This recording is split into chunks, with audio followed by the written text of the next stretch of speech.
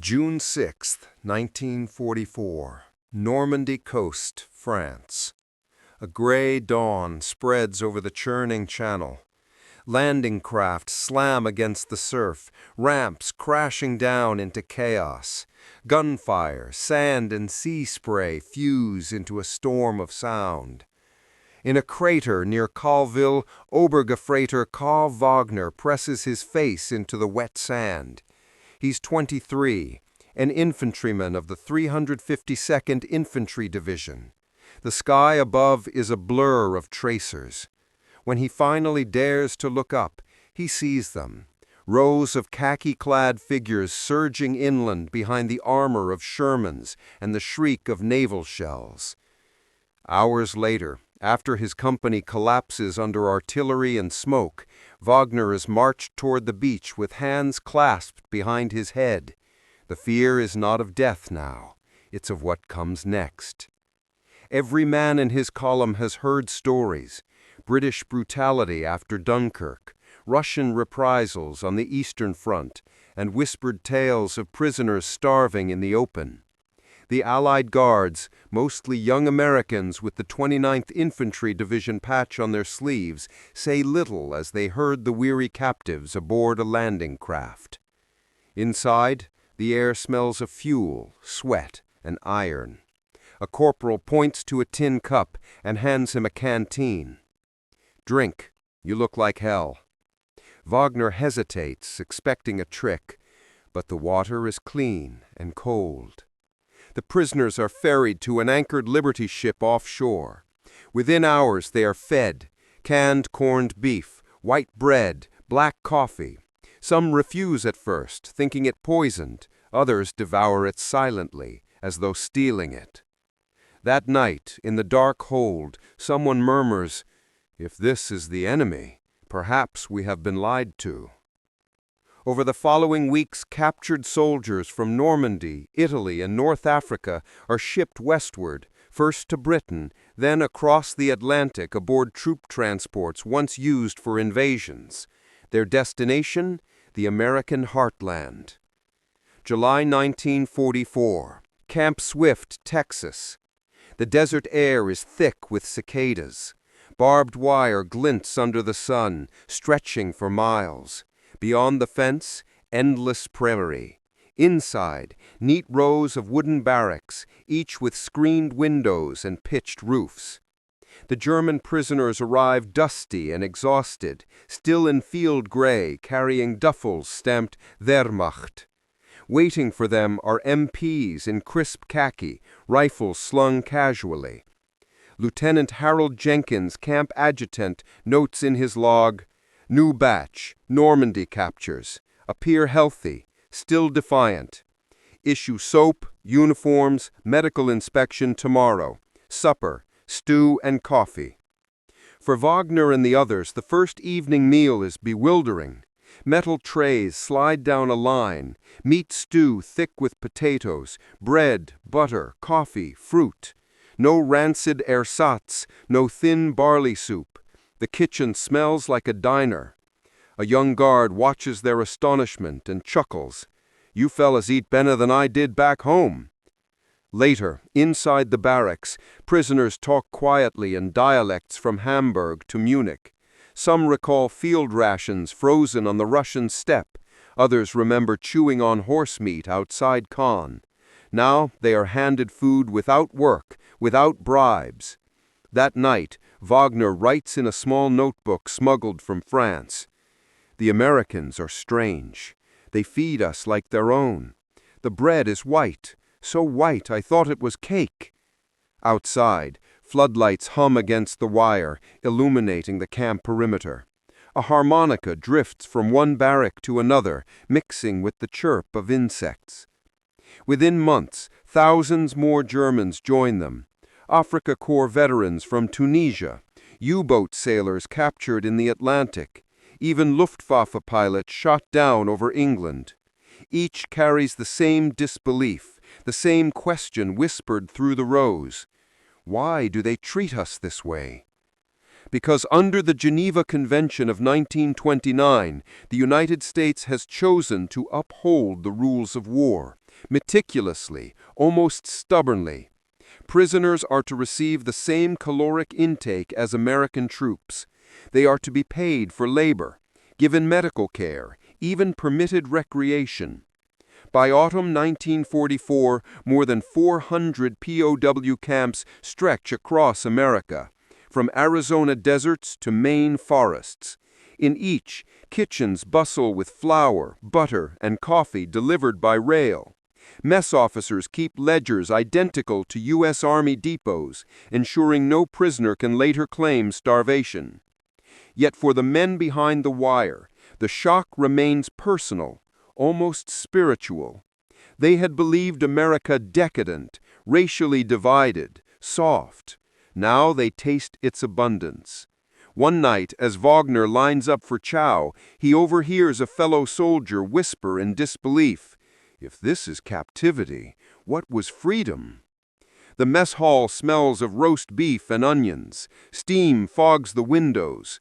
The cooks, mostly U.S. Army sergeants assisted by German orderlies, shout over the clatter of trays.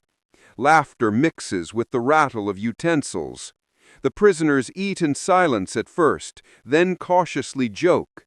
Someone mutters about Yankee propaganda by stomach, but when seconds are offered, half the line accepts.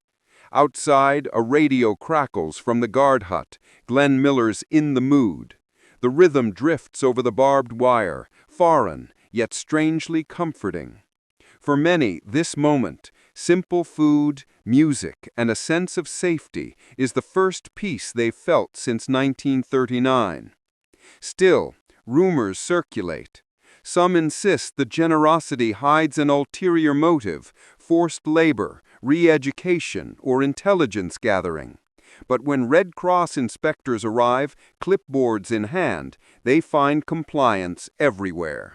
Calorie charts match those of U.S. troops. Medical stations are stocked. Complaints are few. The disbelief among the Germans deepens, not fear now, but confusion. They had been taught the Allied victory would bring humiliation. Instead, they find hamburgers. And beneath that comfort lies something far more unsettling, the realization that the enemy may not be the monster propaganda described. The seed of doubt, planted over a bowl of stew, begins to grow. Autumn 1944, Camp Algona, Iowa. The wind carries the smell of corn and diesel across endless fields.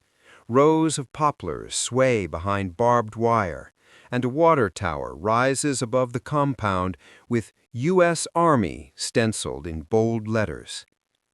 Inside, 3,000 German prisoners wake at 0600 to the clang of a brass bell. Some have been here for months, others only days. What once felt like a temporary holding station now feels disturbingly like home. Obergefreiter Karl Wagner folds his issued khaki work uniform, slips on worn boots, and joins the morning formation. Guards check the roll with mechanical precision, then lead the men to the mess hall. The mess hall line moves briskly. Prisoners shuffle past steaming trays of scrambled eggs, oatmeal, and toast. One soldier stares in disbelief at a can of peaches opened before him, real fruit, not syrup powder. "They give this to prisoners?" a man from Bremen mutters. "I'd like to see an American POW in Hamburg eating like this," another replies. Laughter ripples through the line, quiet but genuine. The mess hall sergeant, Staff Sergeant Joe Ramirez, walks the floor with a clipboard. A Californian son of immigrants, he takes pride in running his kitchen to regulation. Every calorie counted, every meal recorded. Ramirez occasionally chats with the prisoners who speak English. "Back home," he says, "the Army eats about the same. Maybe you boys just caught the right war." The men don't know how to answer. Some nod awkwardly, others grin. A few, those who still cling to ideology, turn away. After breakfast, the prisoners are assigned to work details. The Geneva Convention allows it, provided the labor isn't military. Across Iowa, Nebraska, and Kansas, farmers short on manpower welcome the help. Trucks roll out from the camp gates under armed escort, carrying Germans to pick corn, cut timber, or stack hay. Locals sometimes watch from porches, curious, cautious. At first, there's tension. Many farmers have sons fighting in France or the Pacific. The sight of the enemy working their fields feels strange, even wrong. But over time, war's edges blur. The Germans prove efficient, polite, even grateful. They wave to children, fix machinery, and leave hand-carved toys as gifts. By winter, American newspapers report a new phenomenon: POWs earning their keep. Editorials praise the arrangement. Rural communities find labor restored, and the government reimburses farms at fair wages. Meanwhile, inside the camps, the mess halls remain the prisoners' most astonishing reality. They call it das Restaurant des Feindes, the enemy's restaurant. Each barracks is assigned kitchen duty in rotation. Under U.S. supervision, German cooks prepare meals that blend rations with familiar touches: sauerkraut from local cabbage, ersatz coffee made properly strong, stews thick with beans and ham. The results surprise even the Americans. Guards often eat alongside the prisoners, separated only by a narrow table of authority. "You boys could teach the army a thing or two," Ramirez jokes one evening as he tastes a pork roast seasoned by a Bavarian chef named Heinz Lorner. Lorner smiles faintly. "You give us the meat, and we can make anything taste good." Outside, the world burns. Arnhem, Aachen, the Bulge. But behind the wire in Iowa, time slows. The prisoners form orchestras, carve wooden chess sets, publish camp newspapers, and stage theater plays in English and German.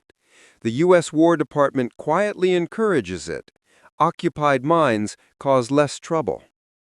Yet beneath the surface calm, a strange guilt grows. Some prisoners receive Red Cross letters from home, families still enduring rationing, air raids, shortages. They read by lamplight about bread lines in Cologne, bomb shelters in Munich. And then they look down at their own trays: roast beef, potatoes, butter, coffee. "How can we eat like kings while our mothers hide from bombs?" one asks aloud. Silence follows. A few begin to save portions, wrapping bread in napkins to mail back through Red Cross parcels.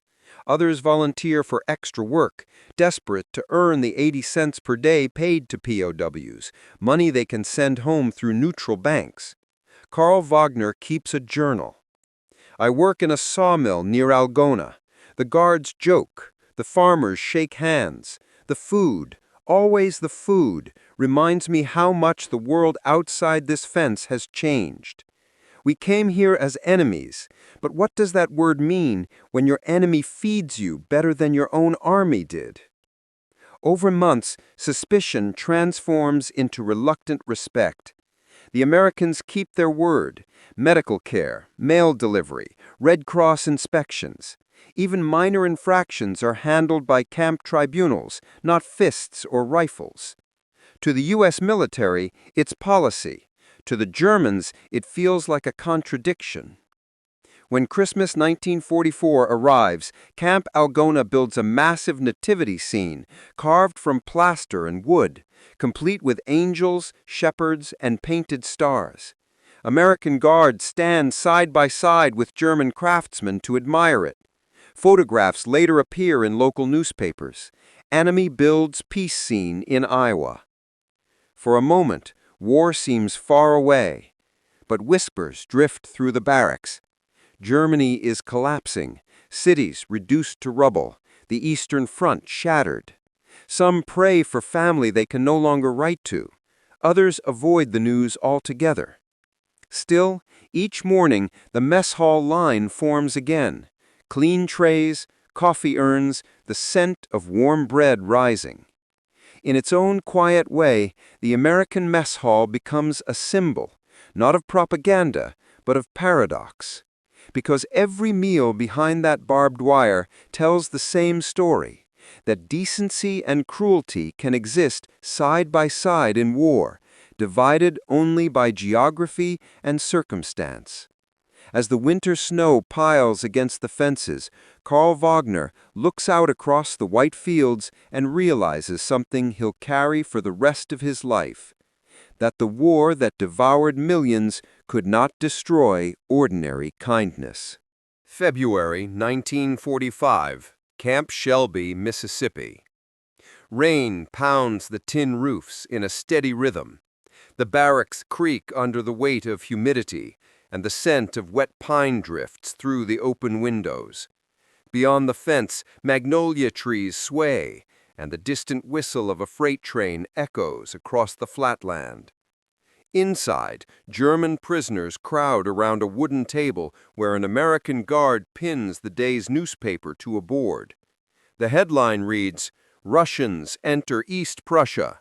Berlin bombed again." No one speaks at first. The silence feels heavy, thicker than the damp air.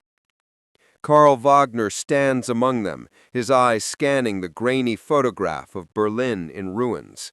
He can't find landmarks he remembers from childhood, just smoke and wreckage. "Is it true?" someone whispers. "They wouldn't print it if it wasn't," another answers grimly. The reality seeps in. The war that once felt distant, controllable, now devours the heart of Germany itself. And yet, here in Mississippi, they are fed 3 times a day. The morning smells of bacon and coffee. Lunch brings meatloaf and mashed potatoes. Dinner is stew and white bread, sometimes even pie from the camp bakery.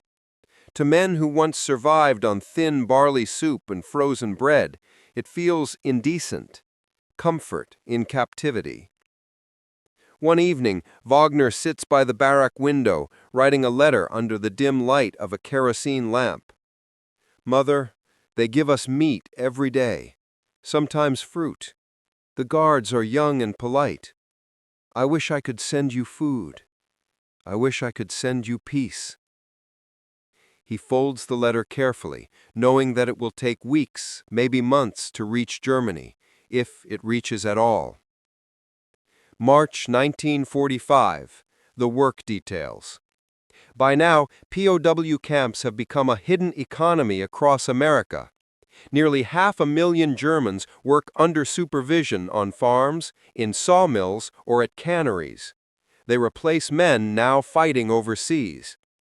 At Camp Shelby, Wagner's group is assigned to a logging company outside Hattiesburg. Each morning, they ride open-bed trucks down dirt roads slick with rain. The foreman, a grizzled Southerner named Earl McCready, greets them with a wary eye. "You Krauts work hard, we get along fine. You slack, I send you back to camp." But within a week, McCready's tone softens. The Germans cut wood efficiently, measure precisely, stack neatly. At lunch breaks, they share cigarettes and stories through halting English. When McCready brings them sandwiches and coffee from his thermos, it's the first time some have eaten beside a civilian American. "You fellas ain't what I pictured," he admits, chewing thoughtfully. "Guess war makes fools of all of us." Wagner nods. "In Germany, they say Americans are weak, but your country is strong in strange ways." McCready chuckles. "Strong stomach, maybe. You trying our cornbread yet?" Moments like that echo across thousands of towns, small exchanges that chip away at enemy images built by propaganda. Inside the camp, the daily routine hums with precision. Reveille at dawn, roll call, work, meals, evening roll call, lights out at 10. But monotony hides transformation. Some prisoners attend English classes run by local teachers. Others paint murals on the mess hall walls, scenes of forests, lakes, even Bavarian villages dusted with snow. One corner of the camp hosts a makeshift library. Books arrive from the YMCA, often American classics translated into German. Steinbeck, Twain, even Hemingway. Wagner borrows The Grapes of Wrath and reads by lantern light. The story of struggling farmers resonates with him in unexpected ways. These Americans suffered too, not from bombs, but from hunger, from pride, from the same cruelty of the world that made our war. As spring arrives, the prisoners begin to hear rumors, whispers from the guards, snippets from the radio. The Allies have crossed the Rhine. Hitler is in his bunker. Berlin is surrounded. Then, one warm April morning, a rumor spreads like wildfire. The war is over.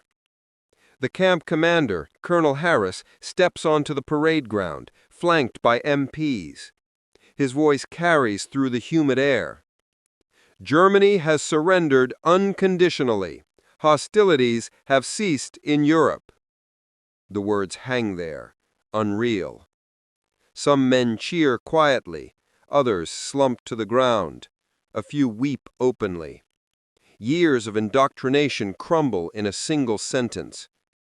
Wagner feels nothing at first, just exhaustion. Then, as the meaning settles, a strange guilt washes over him. He thinks of his family, still in the ruins. He thinks of the meals he's eaten here, the laughter, the safety, and he feels ashamed. May 1945. Victory and reflection. In the days that follow, the camp becomes both joyous and mournful. Guards loosen restrictions. Radios play big band music. German prisoners are allowed to write home again, now as disarmed enemy personnel.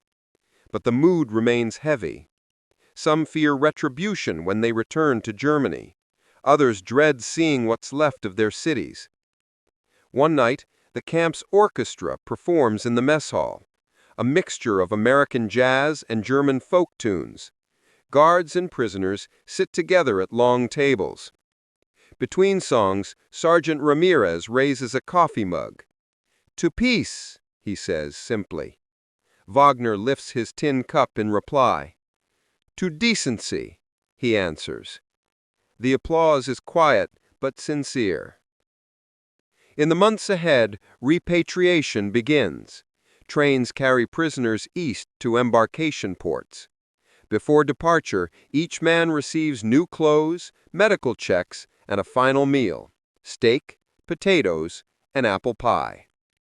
As Wagner boards the train, he looks back one last time at the camp's mess hall. Its windows glow in the dusk, steam rising from the kitchen vents. He remembers that first night, frightened, starving, and certain he'd be beaten or worse. Instead, he'd been fed. And in that act, he realized something no ideology could erase: that humanity can survive even in captivity.